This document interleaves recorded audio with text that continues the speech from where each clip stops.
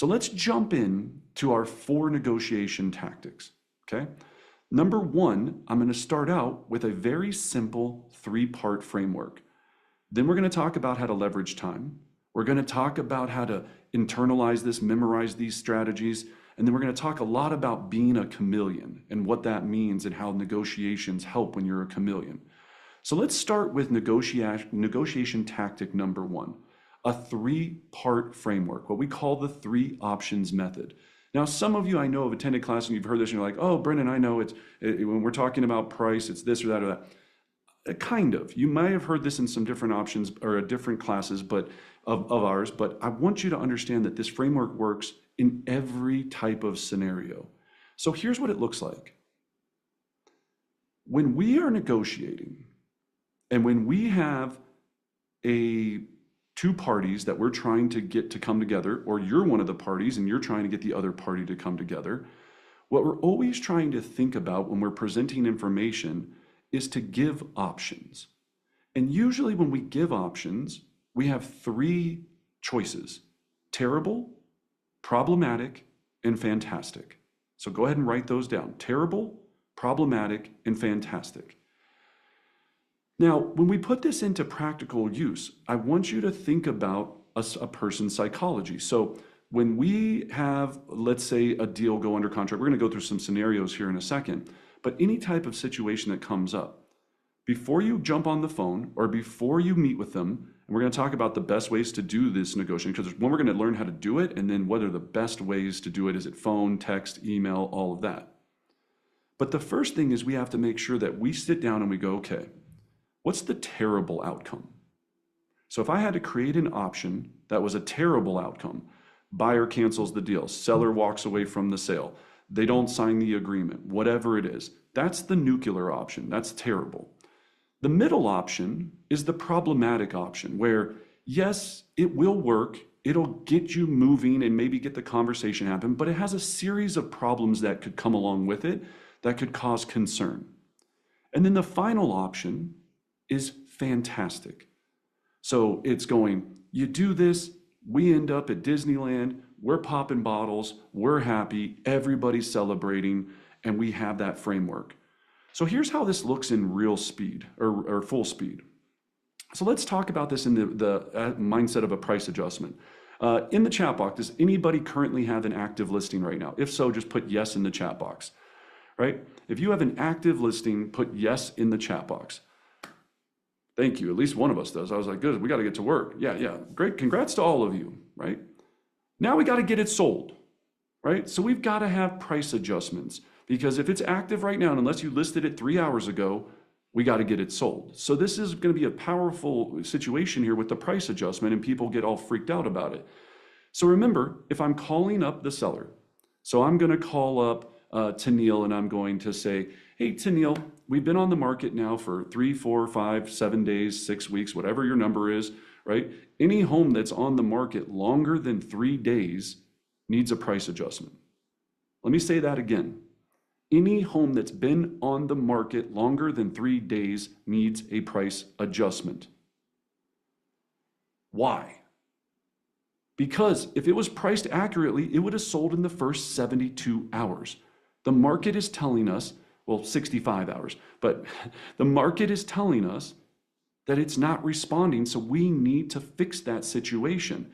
Well, Brendan, the average days on a market in this neighborhood is 45, so we're good. We've got 45 days to figure this out. That's a lie we tell ourselves.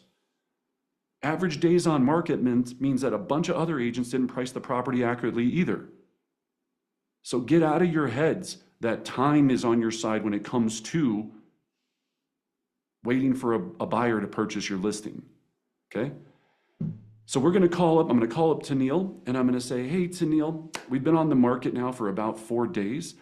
We've had 6 showings, no offers, and unfortunately, no one is moving forward to make an offer. So Tennille, at this point, we have 3 options. Option number 1, we can hope and pray that somebody shows up, right? We can just keep waiting, days on market will keep building up, and we can hope and pray someone shows up. Option number 2, we can add more value to the home so that we attract more buyers. So we could do that by, updating the kitchen, fixing the landscaping, painting the exterior of the house. We can increase the value so hopefully more buyers want to come at this current price. Or number three, we can just adjust the price to open it up to a larger pool of buyers so we can get you to a successful closing so you can be with your grandma in Arkansas where you want to be. What would you like to do? So that's called the 3-option method in real speed. And I'm going to show you how to apply this to everything. Now, I just used this weekend. I have a client, $2 million property that's going to be closing on Tuesday, thank goodness, right? That I did this exact same process with over an inspection objection. Well, it's probably a week and a half ago on the inspection objection. It's a cash deal, so it's closing quick.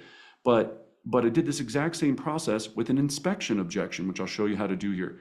I do this all the time when we're talking about anything that anybody has an objection to, think about, or an issue that you're having. If you want to negotiate, the best negotiators provide options. Now, when you see this terrible, problematic, or fantastic method, if they come back and they go, well, you know what? I think we just want to do nothing and hope and pray. I'm going to teach you a method on where to take that next, right? If the problematic is like, well, yeah, Brendan, I guess we could go ahead and remodel the kitchen, take it off the market for a few months. I'm going to show you a technique on how to get them away from that. And then if they end up at fantastic where you want them to be, you go, excellent. I will get the paperwork over to you. I will get everything done, and we will make sure that we get you, to your grandma where you want to be. Please write this down. What is the motivation? When we know motivation and we understand motivation, then it really helps us understand how we need to leverage what they want versus what they're upset about. What they want in the end game versus what they're currently upset about now, or maybe not wanting to deal on at this moment. Okay? So the next one, inspection objection from buyer's agent, right? So we receive an inspection objection from the buyer's agent, right? And now we have to present this to our seller. And this is where I'm watching deals blow up.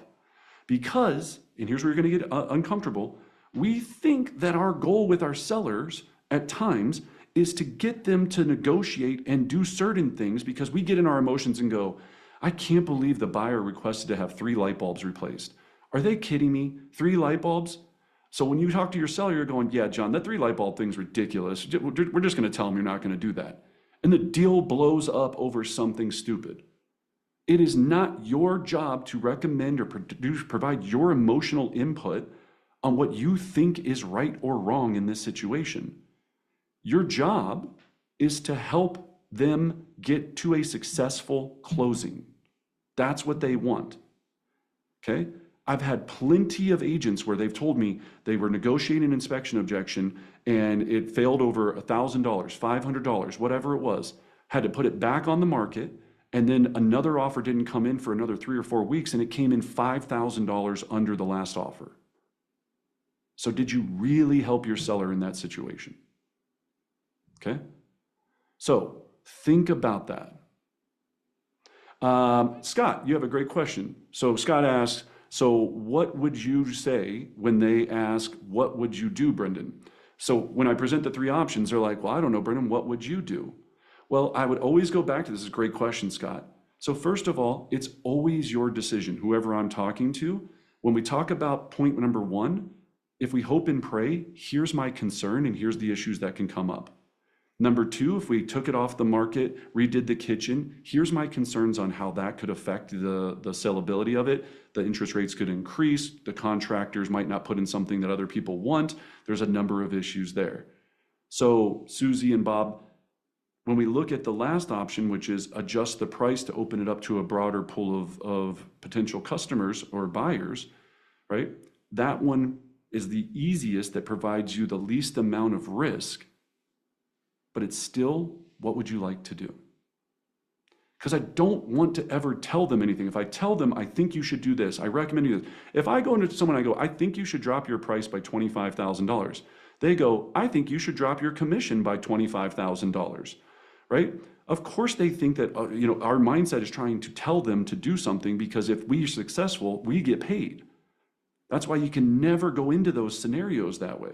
It's always, here's the risk versus reward. What would you like to do? It's a great question, Scott. Thank you. All right. Oh, so sorry, back to this one. So buyer's agent, right? Now we've received the inspection items with all of these items. First thing we can do, so now before I call my seller, let's back this up so you understand how to really take this into full speed. Before I call my seller, I'm gonna think through my plan. So on the piece of paper, I want you in the future now to write down terrible, problematic, fantastic. What are the 3 options here that I can provide my seller that are either gonna lead to a terrible outcome, a problematic outcome, or a fantastic outcome? Now I'm gonna design my data and my conversation around those 3 options, and then I'm going to stay calm and just keep going through them, and it's still gonna be their decision no matter what at the end of the day. But when you do this properly, you're gonna end up at a lot more fantastics than terribles and problematics, right? And even if when you do this on your piece of paper, I always put a smiley face next to the fantastic because I'm like, that's where I want to end up, is smile, is happy town, right? I'm trying to go to happy town, okay? So let's do this in real speed. This just happened on my listing, $2 million, 9811 Oak Springs Trail. So buyer sends over, basically she was on vacation, buyer's agent was on vacation in Europe, decided to take the inspection objection report. I literally think she just copied the entire thing and pasted it into the inspection objection. And that was her inspection objection. Have we all seen that, right? It is the worst. And you're like, okay, this is stupid. So I looked at this and I said, yeah. So I looked at this and I said, okay, the terrible outcome for this is my seller looks at this and goes, screw it, I'm not gonna do anything. I've already negotiated on the price. I've given them 3 pieces of furniture, right? This is how they're thinking. They can take this inspection objection and shove it up their wazoo for all I care. That's the terrible option, right? So the terrible is stick it up their wazoo, I'm not doing squat. Problematic is I'm going to get them to either provide a concession or a combination of repairs and concession, and we're going to move forward to a successful closing, right? So there's problems in there because we could send this over and they could still reject it and walk away, right? And walk away. And that's problematic. Or the third, the seller is going to complete all items and move forward. If we do that, are we going to end up at the closing table? We're going to have a lot higher success of doing it. But sometimes we go into this, and just like Scott asked earlier, they're going to ask you, so what do you think we should do?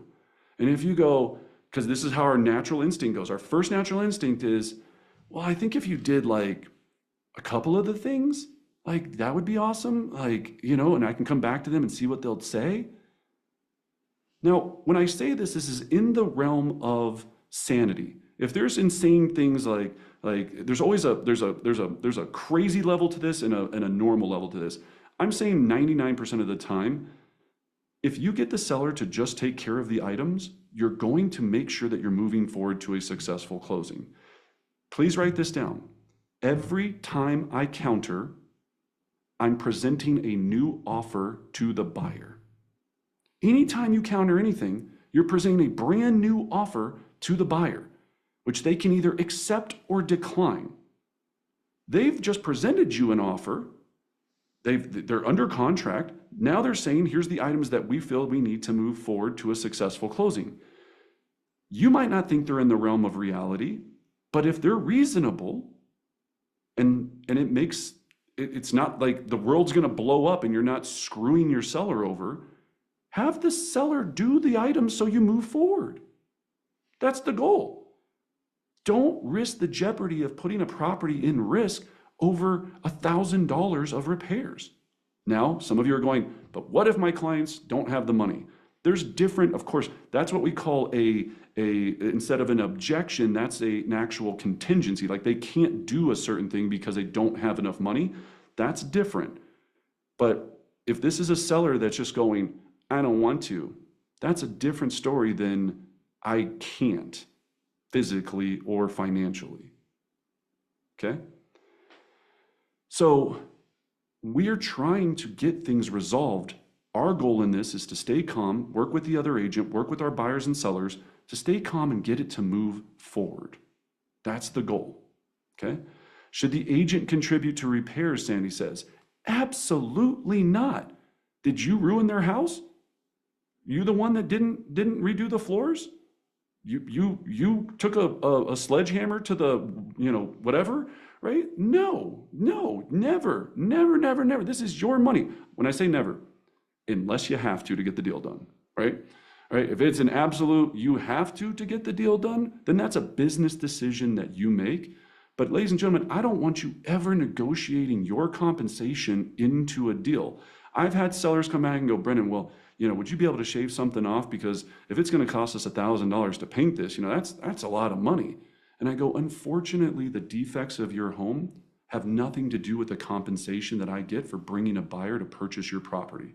You've hired me to do this. I've done this. Now you have a decision if you'd like to move forward or not. So again, John, I ask you, what would you like to do? Right? It's not my money that needs to be in play for these items. Okay? All right. Now, my favorite one. Woo! Buyer agents, and anyone that's working with buyers, please pay attention to this part. Your buyer goes on the inspection, sees the report, and they want everything. Right? So that's the terrible option. They go, well, yeah, and here's the phrase I hear all the time. You can't get it if you don't ask for it, right? It's worth a shot. Like, might as well just ask them to see what they say. And you go, okay, I'll write it up. And you write this up, and then you send it over, and you just sent a nuclear bomb to the listing agent that they now have to try to decompress to keep this deal alive. But Brendan, it's what my buyers wanted. I understand that, right? But your goal is to what? Get them the house. That's what they want, the house, okay? So that's what we're trying to do, is focus on getting them the house. So the terrible option is let them put everything on the inspection objection. That's terrible. The problematic one is we can focus on health and safety issues, maybe do a combination, or just ask for a concession in lieu of the items so we can repair them ourselves. It can be good, it can be done, it's not good, it can be done, but it's a problem. The seller now is gonna have the ability to reject it, which could cause pain in the deal or maybe not move forward. The last option is fantastic. So John, Susie, I know there's a few items on the inspection report that came through, but you do want to purchase this home, correct? You want to move into this home. So I just want to advise you that any request that we put in for any repairs, the seller can come back and reject, right? And they'll just say, no, thank you. And so we want to be very careful of how we move forward, because number one, if you're okay with, doing the touch-up paint and, I know the garage door has a dent in it, we're not buying a brand new home here. This home obviously was used by another person. But if we do not submit any inspection objection at all, then we're going to guarantee the fact that we're moving forward to a successful closing. So again, Bob and Susie, I ask you, what would you like to do? Okay? And you'll be surprised at times when they just go, we'll just do that. Like, fine. Life's better. Everything moves forward. You didn't screw them over. There was nothing unfiduciary about that. There's nothing in that. It's their decision, right? So Deborah says, our team will help the seller if they don't have the money. They reimburse us at closing. I love that. Win-win. That's fantastic. Jurgen says, be realistic. What would you like to do? My favorite takeaway. Yeah, thank you. Yeah, Rosie, that you're going to get this verbiage down, and I'm going to give you another line here that's going to be very helpful, right? So the next one, if they object to any of those, I can appreciate that. Here's my concern. So if they go for the terrible or problematic option, I can appreciate that you may want to just, reject the offer altogether. But here's my concern. And then you go into your data points. Remember, we prepared this conversation before we got on the phone or met with them in person with data. We've only had this amount of showings. You've been on the market for this amount of time. There's 3 other properties that are listed $100,000 less than you. Data, data, data. And data is just presented in a calm and very chill way. But here's my concern. The problematic option. Well, yes, you could only request health and safety items, but here's my concern. If we do that, right, and you go down that road. So always just remember, 3 options. If they get stuck on terrible and problematic, keep going back to your data points and go, I can appreciate that, but here's my concern. Now, I had sent over to you earlier that we've had 9 showings, data, data. So if you go down this route, we could end up not being at a successful closing. So when we go back to this, anytime I present this, like let's do this one, right? The terrible option, we can hope and pray and not end up at a successful closing. Number 2, right, the problematic, right? We could do these items, send them over, they could reject it, and possibly not end up at a successful closing. Or option number 3, Jim and Susie, we can do everything that they've asked for and guarantee that you end up at a successful closing. What would you like to do? That's it, right? Right? And Rosie says, do we label them as terrible, problematic, and fantastic, or is it for our reference internally? Just for your reference internally. Yeah, do not tell this to the client. It's a great question, Rosie. Yeah, just don't be like, all right, the first option I'm going to give you is terrible. The second one, it's got some problems. The third is going to be fantastic. I'm glad you're bringing up, Rosie. That's a great question. Yeah, I should have said that from the start. Yeah, no. And I used to use, instead of terrible, I used to use the word nuclear, right? I was like, that's the nuclear option. This whole thing blows up. But Anna McKeel, my business partner friend, told me that was too aggressive. So she said, it's just a terrible option. So that's what we're trying to build is this framework. And then you're talking them off the ledge when they pick the other 2. And here's the other piece that I want you to write down. It just takes patience. It takes patience. I've been on calls where I've literally repeated myself probably 65 times because they have to hear it over and over again. You're taking them from a high level of resistance to a low level of resistance. That takes time, patience, and sticking to facts and not emotion. That's what wins negotiations all the time. Try as your hardest to have no emotion in this whatsoever. Because if you do, they're going to sense it on you. And we call that commission breath. If they think they're trying to guide them to a specific outcome, that's commission breath. You're breathing down my neck because you want to get paid, you scumbag. That's not who we want to be. We don't want to be scumbags. We want to provide options. Options, always options. Okay? So that's tactic 1. Now, the great thing about this works in your personal relationships as well. Right? This works in your personal relationships. So anytime, let's just say my wife, for example, and if any of you repeat this to her, I will be very upset. She couldn't be on this Zoom right now because a friend of hers is in town. So that's why I can talk a lot of trash right now. It's very, very fun for me. So she goes, Brendan, I want to buy XYZ purse for $10,000. What do you think? Well, let's talk about the options.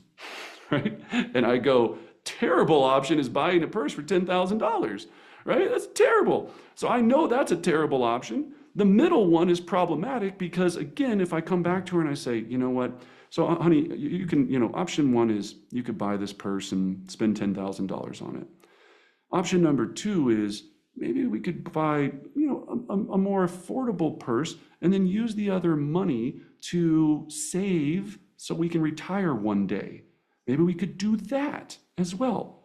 Or maybe option number 3, sweetie, you're so pretty, you don't need that freaking purse at all. Why don't we just not buy the purse and just me and you make out? Let's just go make out right now. Let's just go. Let's go make out, right? I joke about these things, but it's always 3 options. I'm just trying to get away from the nuclear one, which is having a $10,000 purse. So get comfortable with this and stay calm with it. No matter what she says, right? She's going to be like, but I work hard. I don't care what you want. I want that $10,000 purse. Honey, I can appreciate that, but here's my concern, right? just goes the same way over and over. And do not tell her I told you I have this tactic. I probably will get screwed. And believe me, she's going to buy the purse anyway. It's probably not going to matter. But, right? So, but use it, practice this. Practice it in your regular life. Practice it in regular situations. So when it's time to use it with the clients, it's fun. Yeah.